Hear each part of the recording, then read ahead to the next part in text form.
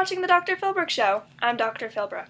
Last week, First Lady Hillary Clinton spoke at the Fourth World UN Conference regarding women's rights. Here to comment are women's rights activist Alex Jones, dedicated housewife Danielle Danny Tanner, and political columnist Zoe Carmichael. Zoe, did the intro of her speech draw you in? Why or why not? Well, I had been half asleep, and I heard what I thought was the static of my radio, but upon further investigation, it turned out that it was just Hillary Clinton's very alluring voice. And after that, when I tuned in to see what was going on, she was just thanking a bunch of people, so, as much as it can. Danny, what are your thoughts? I thought it was interesting, and I liked how she thanked everyone, but I didn't know everyone she was thanking. I mean, who are half of these people, Like, are they important? Do I know them? No. Alex? Well, I thought it was great how she thanked all those people. Made her come off as strong and respectable and kind. Like when she thanked Gertrude Mongella. Wait. I'd like to know who Gertrude Mongella is. Because, is she important? So, I thought it was great. And plus, after a long intro, which may seem boring to some people, she went into a long intro about coming together. Spoke most to you, Zoe. The pause in the beginning, when she isn't speaking and the audience is still clapping, and at the very end, when she's waiting for them to clap again, but they don't know what to do, definitely spoke to me right here. Danny? I like the part where she states that her speech is a celebration of all that women do in the community, especially in the home. I do a lot in my home. Alex? I liked the part where she kept repeating, "I have met," and then following that with all these different women that do so much for the country and get so little back. I love the pathos she used there. Really spoke to people's heart. Zoe, how do you feel about her use of repetition?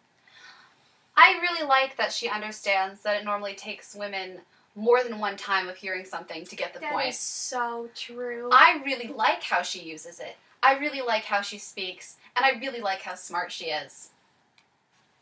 Danny? I agree. It really got to my head, Her use of repetition just really spoke to me. Made the words sink in. I understand. I truly understand what she's saying. Point. Well, there's some truth behind what these people are saying. I mean, it does what she wants it to do. It makes people hear it. That is so true. So very true. I'm sure you will like this question. How do you feel about her view on families? I feel that her views are a little mixed. She states, what we are learning around the world is that if women are healthy and educated, their families will flourish. I'm healthy and I'm educated, my family flourishes. She also states, if women are free from violence, their families will flourish. Also true. If women have a chance to work and earn as full and equal partners in societies, their families will flourish. I do not agree with that statement. Tell us why. I'm a stay-at-home mother, and my family flourishes just fine. I like my kitchen, I like my home, and I feel that my family does just fine with me where I am, at home, in the kitchen. Danny has a definite point. I mean, when the father's the CEO and raking in millions of dollars, why should the woman even have to leave her house, honestly? So true. I completely agree with Hillary, not you guys. See, if kids have a positive female influence in their life, I think the families will flourish even more. I'm a positive influence. You're just not very successful. Look at this sandwich. Tastes good, doesn't it? So all you have to show for your life? Yeah. I think now would be a good time for a commercial. Me, here it goes. I got it. Quit dripping on me. Hey, Mom. Hi, guys. Hey. Worked up a sweat. Yeah, sort of. Hey, what's your drink? I don't see. got soda, OJ, purple stuff. Yeah. Tastes like orange, tangerine, and lime. Some healthy junk, too. Hey, way to go, Mom. Sunny Delight, the good stuff kids go for. And we're back with a slight seating arrangement. Wait, where's Danny? She was just here. Are you kidding me? Are you kidding me? This is a sandwich. Oh, Finally. thank landed on the cat. here. Made me land on the cat. I made this for you. This is I fantastic. hope you like it. Hey.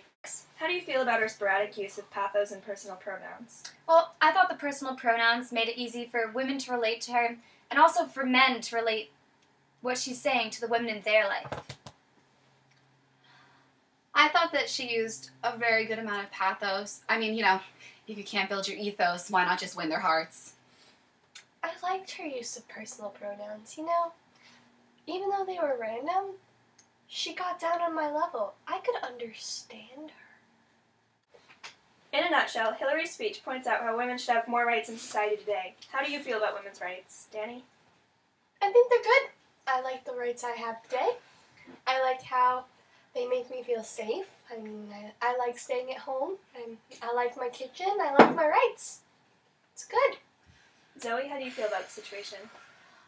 I think that women's rights are where you can expect them to be today. In the world that we live in and the things that we see, women's rights are as far as they can be. Expecting more would be strange. Alex?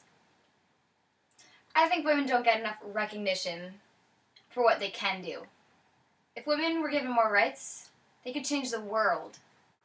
The title of the speech is Women's Rights are Human's Rights. Do you believe that that's fitting? What about men's rights?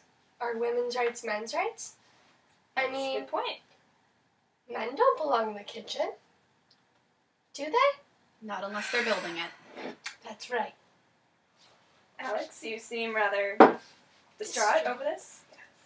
I think the title was perfect, because it kind of states a fact that seems completely obvious, but in reality, some people in this country don't even recognize it.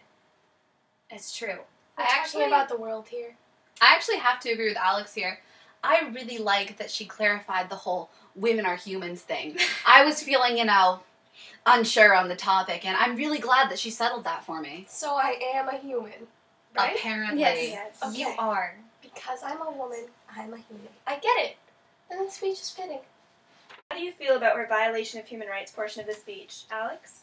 Well, I loved her use of repetition, how she kept saying over and over again, it's a violation of human rights. It sinks in. It actually did.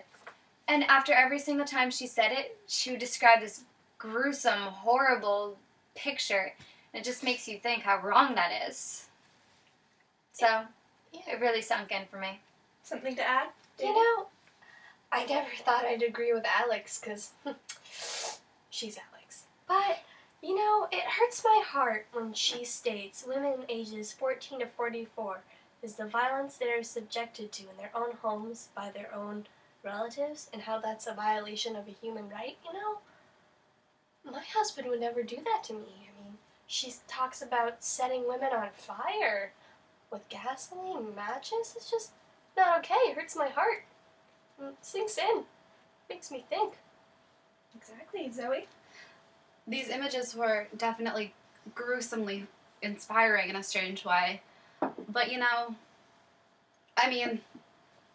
there's only so much that she can say. There are so many other things going on in the world that aren't just women getting hurt. God forbid somebody tells her what happened during the Holocaust. She might be on a whole new tirade. But I believe that the flow between pathos and logos really sinks in. Sends a message. Never thought I'd agree with Danny.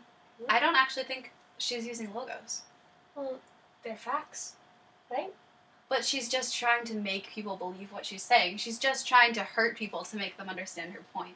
But it works. Because those Yes, it things does. do happen.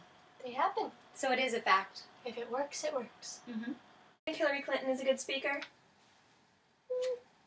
She's alright. I mean, her monotone voice put me to sleep a little bit. I mean, I got up halfway through and made another sandwich. But, it's just her use of pathos and logos really hits home. And I think she did an alright job. Not bad, Hail Dog. Not bad. Something to add? Do I think Hillary Clinton is a good speaker? Well, I mean, with a voice as passionate and powerful as hers, and something that just jumps right out of what you're hearing and paints all these images in your head, and it's just so invigorating, you know? Especially when she starts talking and just keeps talking, and I just don't want to ever stop listening because it's so cool. I have a feeling she's sarcastic. Yeah. You know what Oh my sarcastic God. means? Maybe we'll be friends. Maybe. No. Alex? Well, I don't think it's necessarily about how she says it as much as what she says. And I think what she says speaks louder than the tone she's using. So if somebody were to give a speech and they had an awful stutter, that wouldn't distract from what they're saying at all? If you could hear what they're saying, and they were saying something passionate, something that they believed in. So with a voice like hers, how can you tell that she's passionate and believes in it? The world may never know. In the conclusion of her speech, Hillary says, God's blessing on you, your work, and all who will benefit from it. Godspeed, and thank you very much. Do you believe that's an appropriate way to end her speech? Why or why not? I believe and it's an extremely appropriate way to end her speech because I myself am a Catholic. And you know, it really spoke to me because her use of pathos, it just gets to my heart. I mean, everyone should believe in God. He's the almighty guy. I mean, if you believe in him, he'll light the way. Everything about God is good. I really loved it. In my personal life, I love making non-Christians and people who don't believe in my God feel awkward and alienated. I mean, you know, Father, Son, Holy Host, head, shoulders, knees, and toes. Alex? I can see how referencing God could be offensive to some people because, I mean, not everyone's Christian. Because some people believe in other gods. No. But I don't find it that big of a deal in reality because take the Pledge of Allegiance, for example. Middle schools all over the country, high schools, elementary schools, they're all basically forced to say it, and it references God. So, Well, that's all the time we have for today, folks. Join us next week when we interview the hit new band, the Backstreet Boys.